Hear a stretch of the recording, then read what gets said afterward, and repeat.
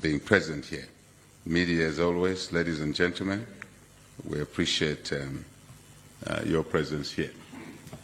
May I just start by acknowledging the messages that have been delivered already by those that have spoken before me. Thank you very much for the wonderful messages. I think we must clap for all the speakers that have already delivered wonderful messages this morning, if we're still in the morning. But I must also express my gratitude. I was saying so to the President in the side room for this invitation to come and speak here, to be part of your deliberations here, because it's assumed, heads of states general assume that they're entitled to attend these gatherings. I'm aware that I'm not entitled by virtue of being head of state, but you extended the invitation, and I'm very happy that you did extend the invitation to come and underscore a message that this sector is extremely important to the agenda of this government in as far as growth of the economy is concerned. And I'll say one or two things as I speak. So we're very, very, very emphatic in our programming, basically the vision, the planning, and where we place different sectors. ICT occupies a critical sector, not just as a mere sector, but as a platform, as an enabler, even in other sectors. I'll make a comment or two about this issue. And your theme cannot be more appropriate than what you have decided to do. Our agenda, following lots of things we had to do when we took public office in 2021 to basically reconstruct this country's economy, which was in a derelict situation not long ago, just 4.5 years, we were in a difficult situation as an economy here. And our agenda, and remains so, was to reconstruct the economy.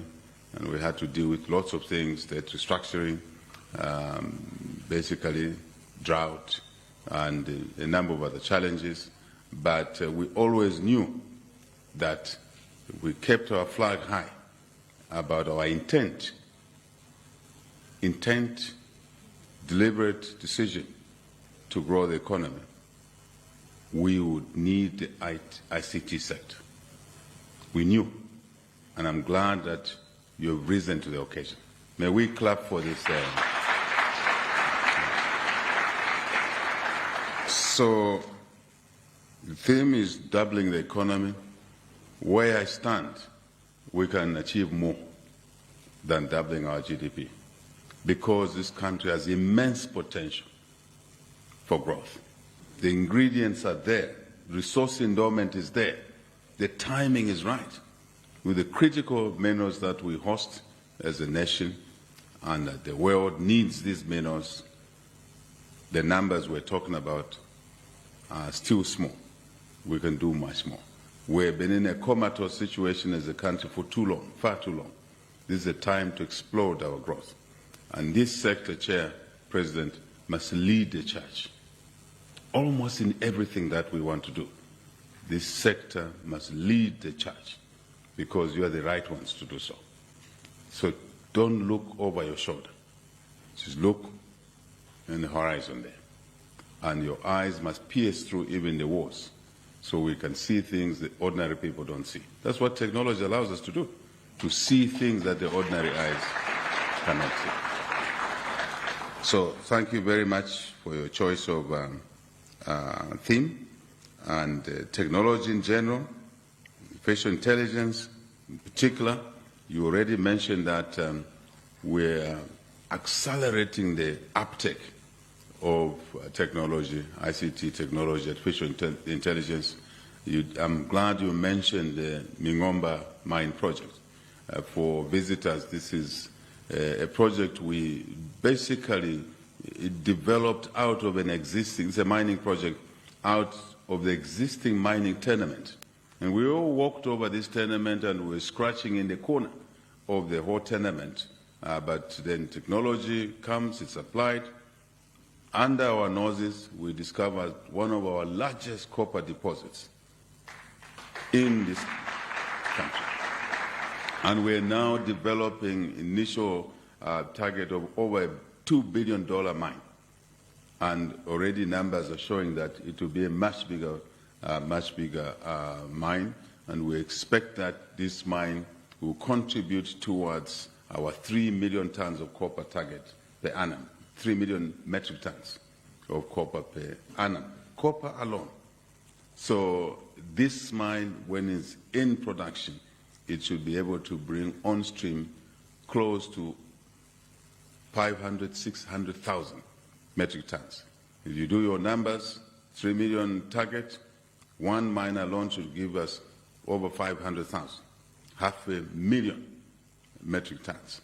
But all this was made possible because of your sector, ICT, artificial intelligence. I think we must clap for this sector. Now we want to roll this technology, these applications, to more mining sites, which we know. I was talking about endowments, resource endowment. We know that the resource endowments are there, but we have not been really using the right approach, the right tools in order to basically discover or confirm the mineable resources that we have in this sector. So we want to encourage you as a sector to take it personal. Many of my colleagues who have known me for a long time think I take things too personal. But that's how things work. You must take them personal, do your part to the best of your ability, others will do their part, then the whole package will work, and it will work well. You can't expect someone else to do what you are supposed to do. That's the message I'm giving you. Do what you are supposed to do, then other skill sets will do their part. Then we'll soldier on to get the economy moving the way we want. And we know why we want our economy to move. We know the value we want to extract from there. We want jobs for our people, youthful population. Africa, Zambia is a country. Zambia is a country. Africa is a continent of a youthful population who are assets, but if we don't give them opportunities, can be challenging to manage. And that's why we want this sort of growth. And your role as ICT is to basically allow us, enable us to achieve this vision. And so we can provide for the our youthful population education. As you know here, we have taken a decision to offer free universal education up to secondary school. And as a consequence of that policy, we brought back to school 2.5 million children. And we are not looking backwards. We want to expand that offering. We want to offer an opportunity to every child of this country. And for us to walk the talk, to continue walking the talk, we already walked the talk, to sustain what we've decided, growth of the economy is fundamental. And the ICT sector is critical to this journey. That's the context here. So, yes, opportunities for young people, education, skills, jobs, business opportunities. And lastly, because the list is long, treasury income. We want to expand the envelope so the cycle goes on and on. So we can invest more in sectors that deserve investment, which have been left in a latent form for too long.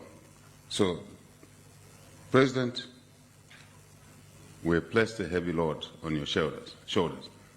But those of us who are Christians know that we humans place the load on your shoulders. But actually, we are just agents of God. And God cannot place a weight on your shoulder which you cannot carry. So God knows you can carry that weight. Yeah?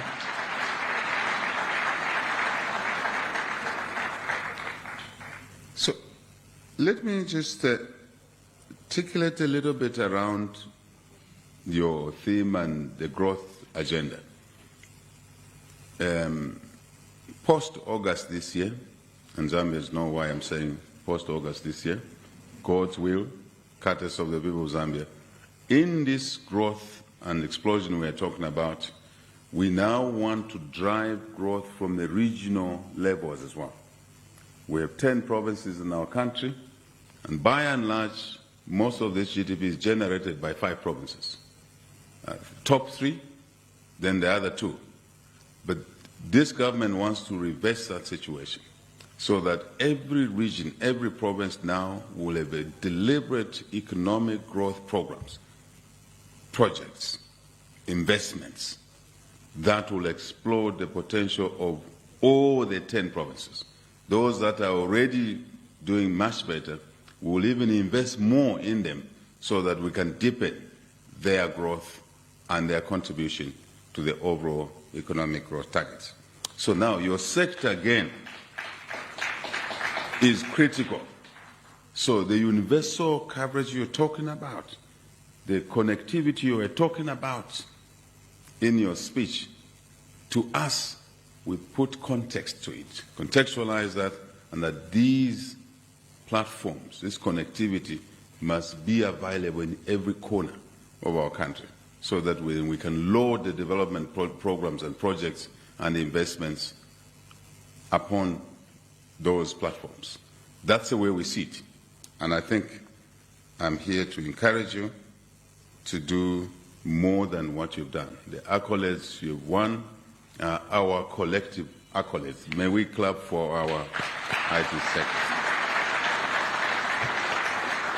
Yes, the Kenyang, we talked about the progress this government has made. The Minister of Technology talked about the contribution of this president. I'm here to tell you that what we are doing is teamwork, is a result of teamwork. Yes, vision, shared vision is important, but to dive into getting things done, we need everybody. I'm a team player myself. One of my initial businesses for my sins of the past was actually a partnership. And I do realize the importance of the different skills harnessed together. They will deliver more. The synergy and obviously the added value will be obvious. So this is teamwork. You hear me now say Team Zambia in everything. Team Zambia in everything. So because the messages have been delivered already, let me just pick a few threads that we expect that the ICT sector will help us to power value creation, yes, innovation, yes, but also good governance in the public sector, central government and local government. And I will reference a few things here that are extremely important. And therefore, as we soldier on economic transformation, the issue around productivity. In this country, we have low levels of productivity still. And we want to see an uplift in that area. I'll give you context again. We have our small-scale farmers in agriculture that are producing maize at 2 tons or less than 2 tons per hectare, when they can actually produce 7, 8, 10 tons per hectare. We want technology to help us to scale up the productivity and therefore increase overall production. And there is demand for your services, your skills in there. I've just given one component, similar to wheat, but we have set targets for maize production. We've set targets. This government sets targets. First time this country government is setting targets for delivery. And that's a way to get things done. Not minding too much about the process, but the outcomes, the deliverables. So when we inject ICT technology, such as, for example, irrigation, precision irrigation, yes, on a platform understanding the environment of agronomics, yes, but crop husbandry for this case, we should be, with technology, able to scale up from 1 hectare to 5, 7, 10 tons. We don't have to cut more trees to create new fields, to protect the environment. We can produce more from the existing fields. So your sector becomes crucial in this area, just by way of context. We want to see more productivity in traditional sectors. In the mining sector, we already talked about AI in that project. We want to see technology applications in energy. I want to say to you that part of my sins of the past, my business days, I used to be an advisor in the energy sector. And people are surprised how I deal with the energy issues with ease. There's a lot of inefficiencies in this sector. At the generation point, this Victoria Falls Power Station can produce more power than it is at the moment. We need technological injections in there. If there are ZESCO engineers here, they know the numbers. We'll talk about these numbers. So efficiencies at the generation point in energy, electricity, transmission. We have a lot of transmission losses in this country. This Minister of Technology worked in ZESCO. He knows one of our early days in life, he and I worked on the project. I happened to have been the team leader of the project. We were working in the night, and the English boys were complaining, these Africans are making us work so hard. But we had to conclude our work we were doing on time. But the point I'm referring to, that he knows that we have a lot of transmission losses in this country, in our system. Distribution, don't even talk about it. So we need technology, we need ICT to help us isolate how we can improve efficiencies in our energy sector. That's the point I'm making. So again, underscoring the importance that we've already agreed that ICT is in every sector. So I've given you an example of agriculture, energy. I can go on mining as well. I said mining as well. So see, your scope of work is much bigger than the professionals your members maybe ever thought. We need you in every sector. We need your skill sets. Definitely in the new industries as well. We want to expand exports, not just capacity, but the efficiencies in the manufacturing side, value addition side. Africa adds less value. It is a continent which adds less value to its raw products. Your sector comes handy there. We want to see more processing, more value addition. And again, we're looking up to you to help us revolutionize that, so we can export value-added products and not raw materials, which we have done for many, many years, including raw human beings at the time of slavery. We cannot continue doing that. We now need to export refined products. Yeah, some people feel itch about that. History is history. It's there. So I'm only referring to it. So we want to ensure that in that export side, we use Expos to contribute to this agenda of your theme. So, efficiencies in government services. Let me put context again here. Revenue collection. It's not just efficiencies in delivering services, governmental services, central government, local government, as it were.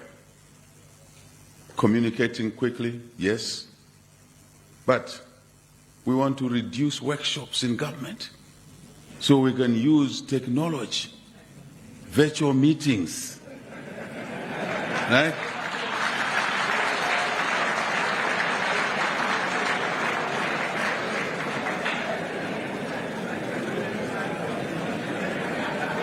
Why the excitement? This government, President, we declared even when we were in opposition that we will be a prudent government. There's a lot of wastage of resources around workshops, around travel and night allowances. So we're looking for efficiencies, and we can still do the same business through a virtual meeting, right? And then get on to do other things. So public sector workers, when we cut costs which are consumption-oriented or associated, we create those savings. We can actually improve your conditions of service. Is it? Sotsana. I see where people go in this country. Immediately you talk about cutting costs, they start groaning and mourning. But we remember resources are scarce all the time. For us in this area, economics, finance, one of the fundamental courses you learn, things you learn is that resources are always scarce. Is what you do with the scarce resources, your priorities. Our priority is to reduce on consumption expenditure and increase on investment expenditure. When we do that, simple. Y, income, minus C, consumption of costs, is equal to S, savings, is equivalent to I, investment. Very simple. Very simple.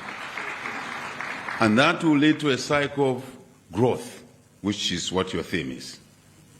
So in doing that, our priority is to cut consumption expenditure, C, from the income, push income up, push costs down, you'll have more savings, you'll have more investments. Then we grow our economy. We need technology in that area as well. Didn't COVID teach us a lesson? That we were expected to close our offices down under COVID, isn't it?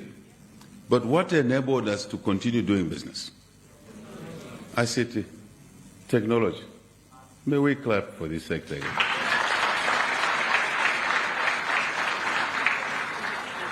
So, let me move on. Even the issue of memos in the public sector. If you ask the guys that work around me, I'm a president who signs the least memos. Hardly sign memos. On the plane here, I'm working. I'm on WhatsApp. I'm sending guidance notes on this one, do this, on this one, do that, on this one, meet this one. I hardly sign written documents, except they still give me letters to sign. But when I look at the files of my former colleagues, a lot of big voluminous files are memos they were signing. Now, think of drafting that memo. Think of somebody typing that memo. You don't expect the president to type his own memos. Think of reviewing that memo, the time it takes, as opposed to me shooting a WhatsApp message. Technology, ICT. It is making our lives easier. And I say to colleagues in the public sector, this issue of memos is assumed to be deliverables. When you ask, why is this? They say, no, I did my memo. I've already asked them to do the work. I said, the memo is not equivalent to a deliverable. A memo is a process. So we like ICT to help us cut these processes so we can focus on deliverables. I hope we're together here. Again, we place that weight on your shoulder and that of your members. I'm sure you can rise to the challenge, members here. So help us to improve the efficiencies in the public sector. And also, let's go back to revenue collection. Let's go back to revenue collection. There's something we've been grappling with, for example. Lands sit on a lot of revenue. But look at what they collect from what is collectible, very little. We want, Mr. President, your sector to work closely with us. I don't know if Andrew Chikwende is here, but Kuso, I've seen you here. This president set up public-private dialogue platform to work with the private sector and the governments because we're one. And then the presidential delivery unit. we would like to see a work stream in the PPDF that is dealing with the ICT, so that we can work together. We can work together to help revolutionize what we want to do. I think that's a practical step, isn't it? Councils. Every time councils write memos, another memo, to the Ministry of Finance for funding, equalization fund, this and that, but they are sitting on a lot of revenue. They keep on raising rates, tariffs called rates, but collect very little. So this president has now said, stop increasing council rates, actually reduce the council rates, and using ITC we can now improve the collection capabilities, and we'll collect more money. And we will collect more money. From what I spent years studying, if you keep on increasing taxes unreasonably, you will collect less money. Tax theory is the same for centuries. So now this president is guided that we lower the tariffs, we lower the council rates, but we need you in this sector to help us improve the collection efficiencies. And we can only do that using ICT, isn't it? So I would like to see partnership, Mr. President, between yourselves and the central government, yourselves and the local governments, so that we work together to achieve some of these objectives. And that way, we can contribute to your theme of growing the economy and generating more revenue, but at a lesser pain to individual ratepayers. It's a win-win situation, isn't it? Because currently the council rates, when they give you a rate bill, it's like they own your property. So who owns the property now, the council or the individual one? Honestly speaking, I'm not joking. Maybe you're not capturing the message here. The rates you find they're charging you 200,000 on a property that you spent so much savings. I was just giving you Y minus, C is equals to S, which is savings, and then you invested. You didn't consume that money, you invested it. Now it's like it's a crime to have invested the money. Because the council thinks they are preemptive shareholders in your property. Preemptive shareholding means they have the first right of refusal, right? All access to your money. So again, we can make everybody happy. The property owner, the council, right?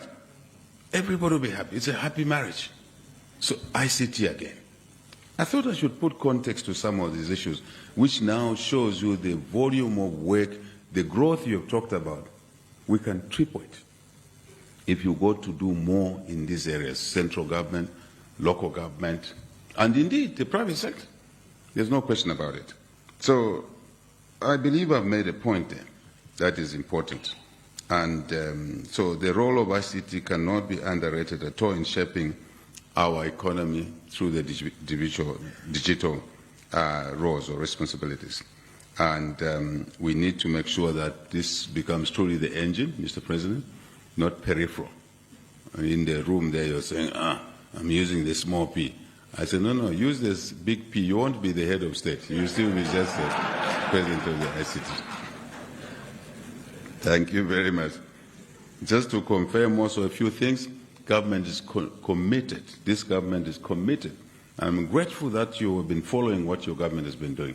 I'm very grateful for that. And I always ask Zambians to be attentive to what is going on in their country, the efforts that are being made to change the economy, and the space that they occupy in that bigger picture, in that bigger cake. So I'm very glad that, President, you're following what we're doing. But there's a lot more that you can do. This government is committed to basically furthering the opportunities in this sector because they are for mutual benefit. They are of mutual benefit, your sector and the overall economy and society.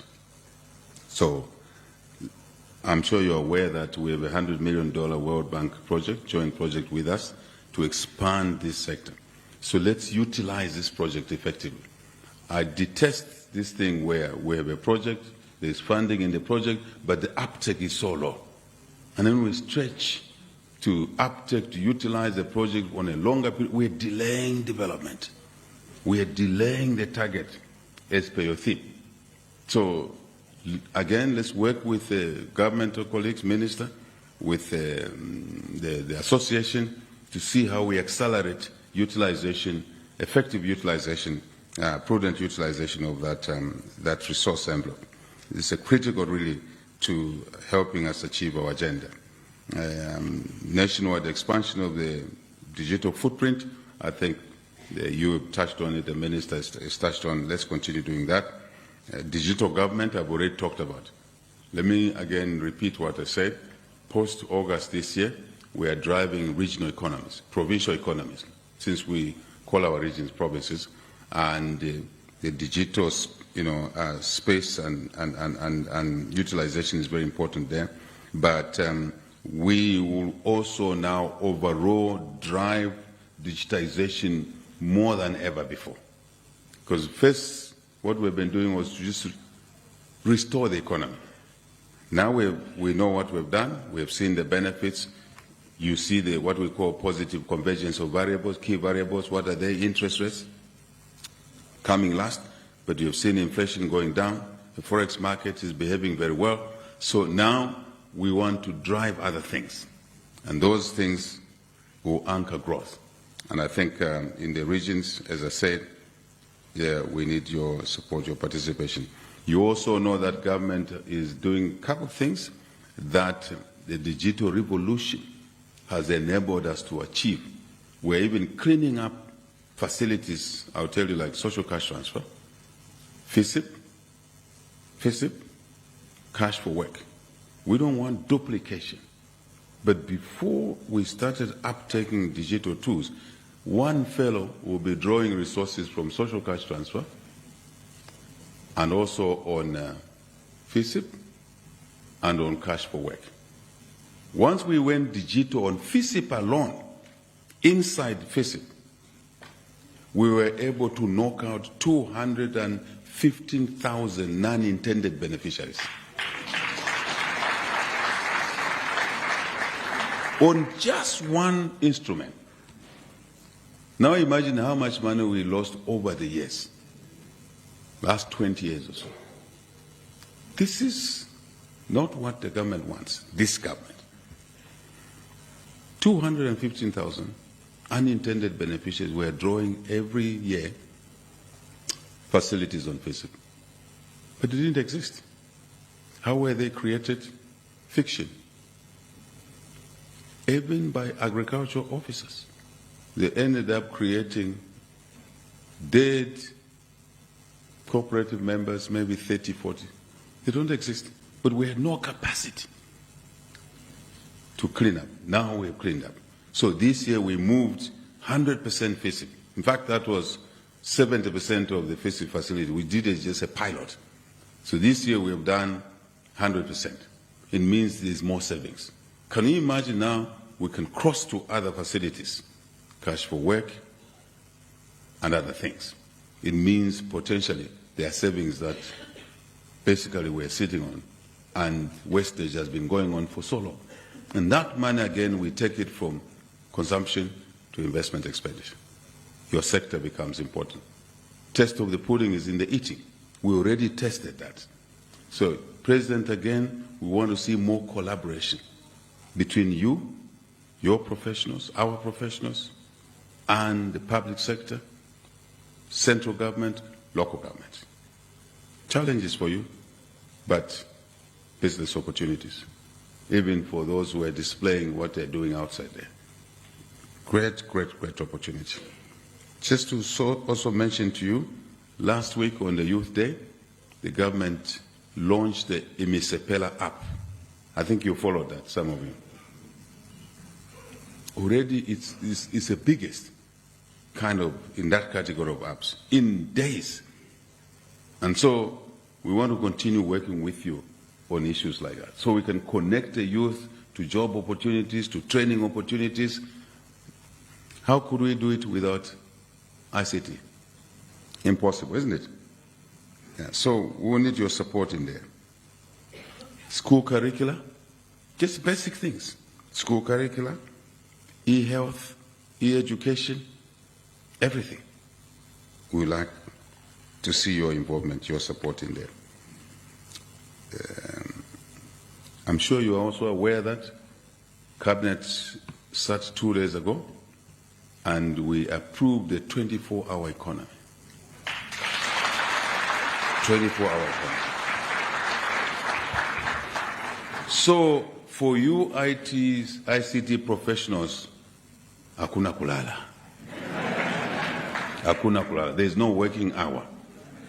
There's no working day. As you know, this fellow says every hour is a working hour. Every day is a working day. Now it's a 24-hour economy. Truly, there's no sleeping time. What this will do, it will lead us into shifts. It will lead us into utilization of, your artificial intelligence, and we want banks to be alive throughout the day.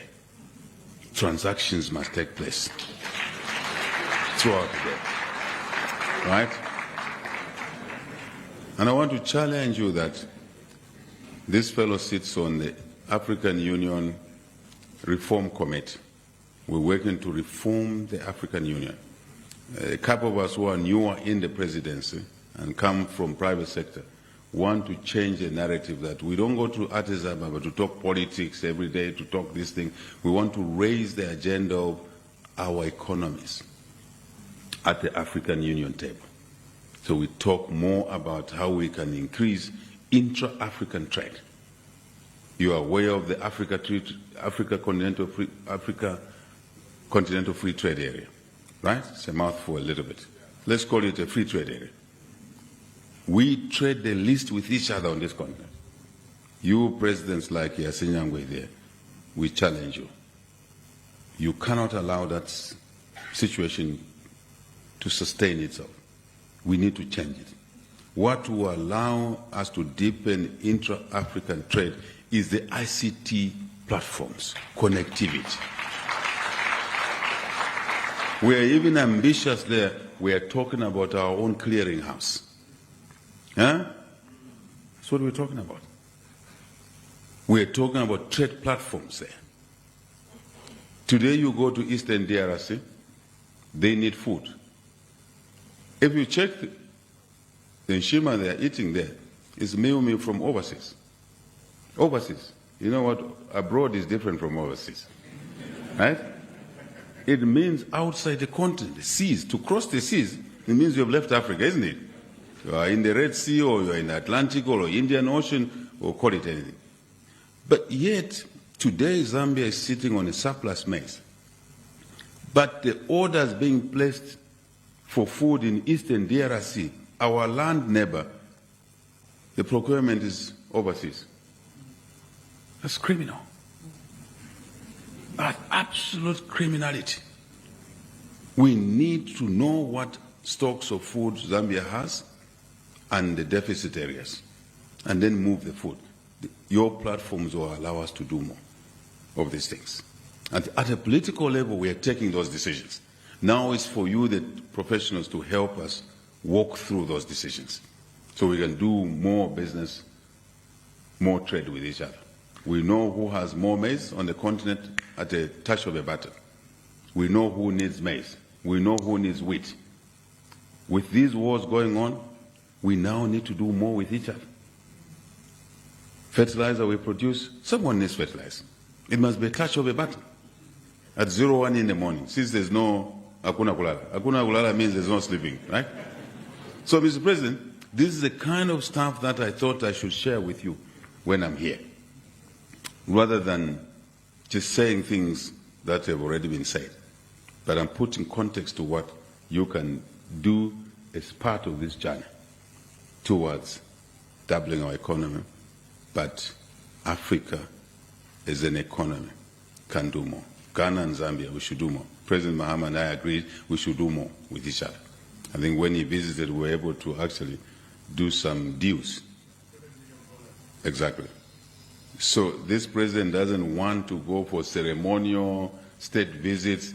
What I do now, I go for working visits. And I visit my colleagues, we sit. We exchange import lists, we exchange export lists.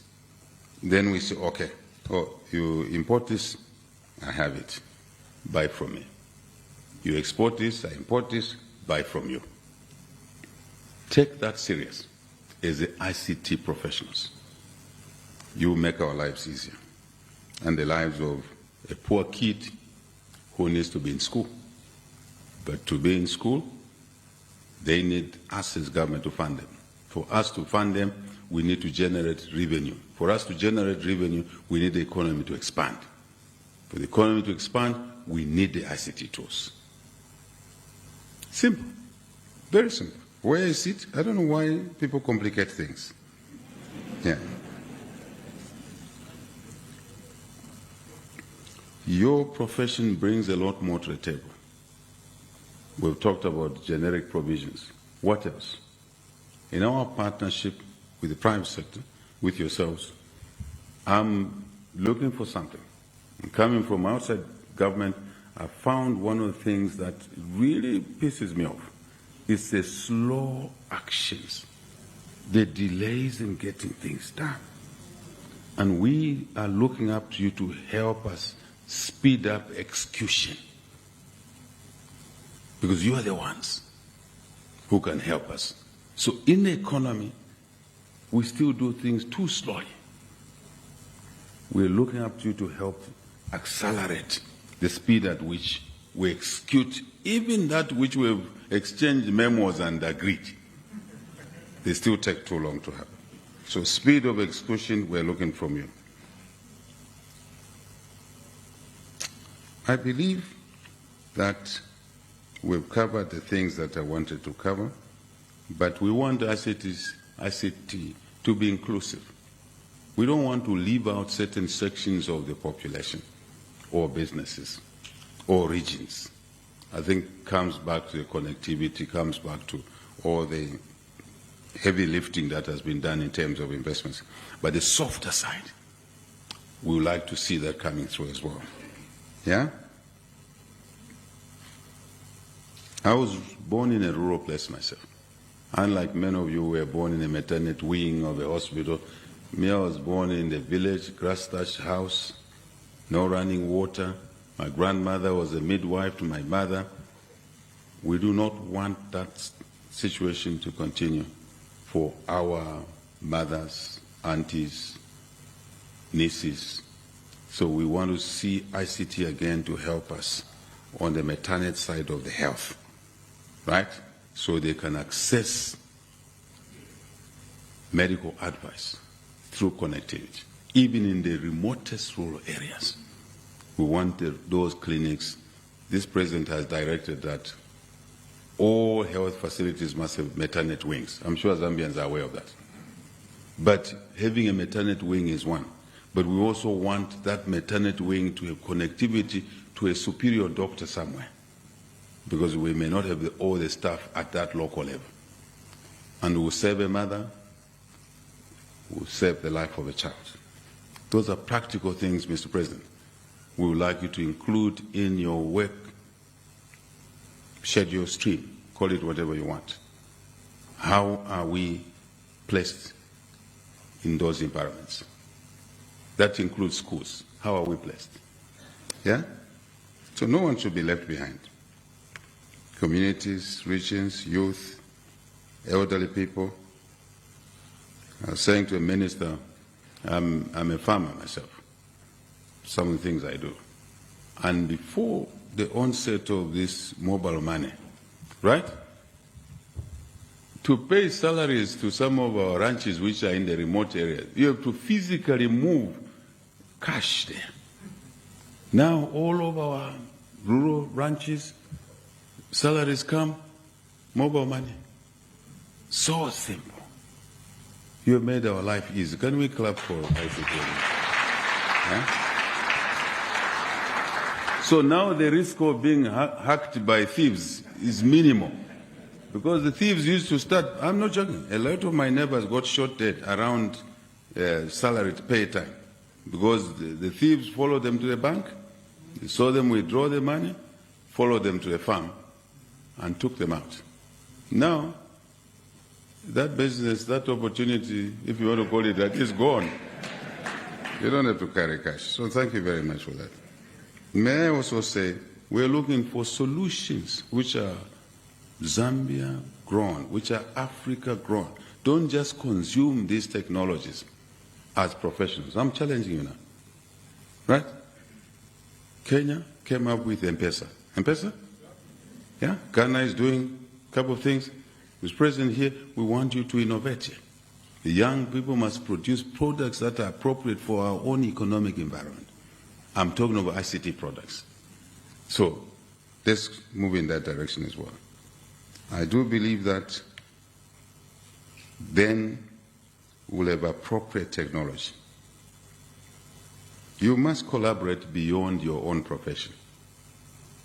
Again, for my sins of the past, running a partnership business, I told you already, I learned the art of valuing the next door guy.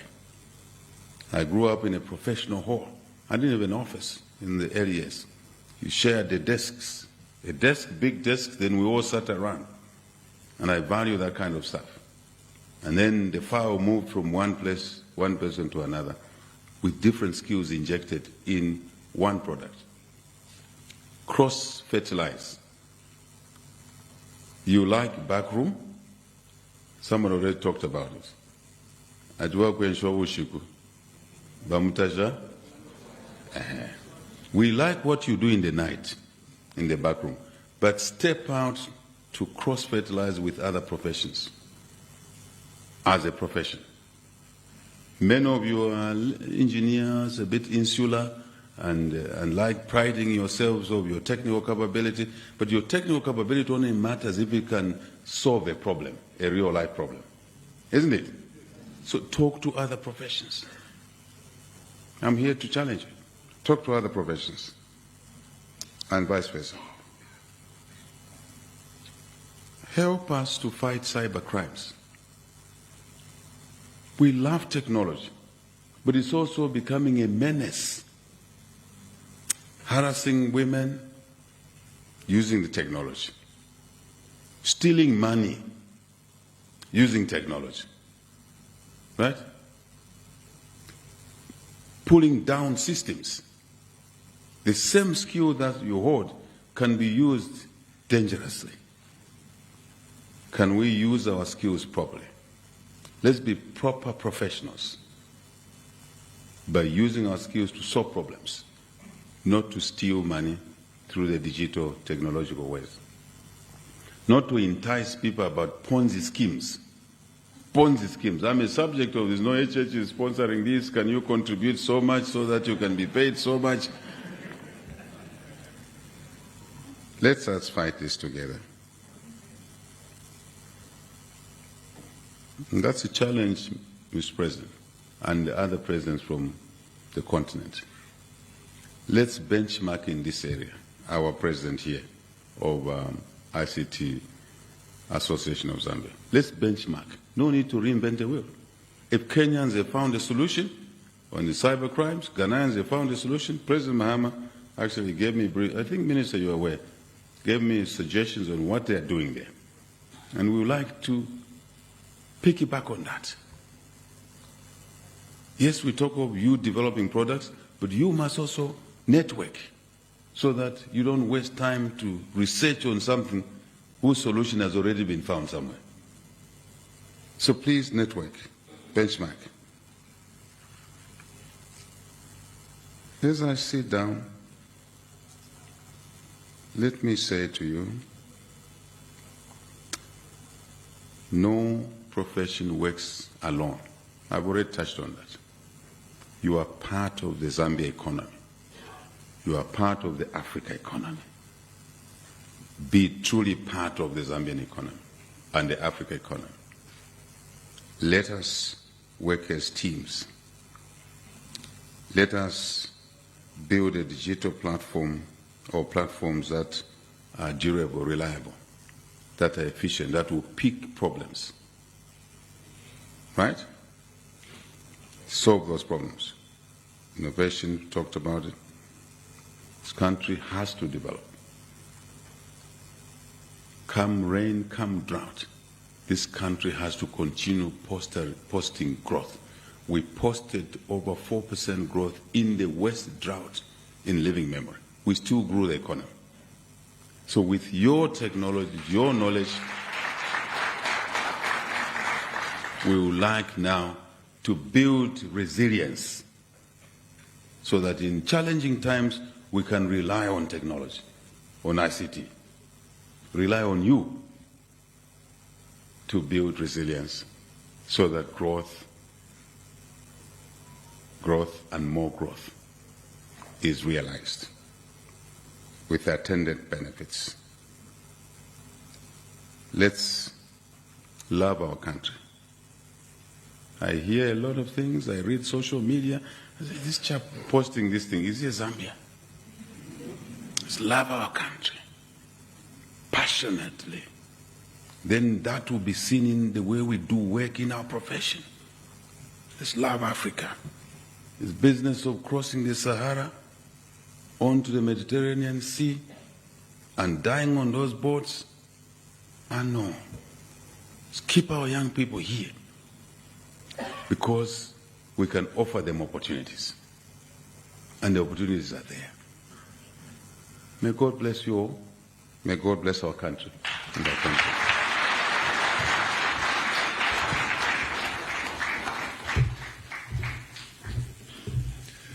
Another round of applause, ladies and gentlemen, for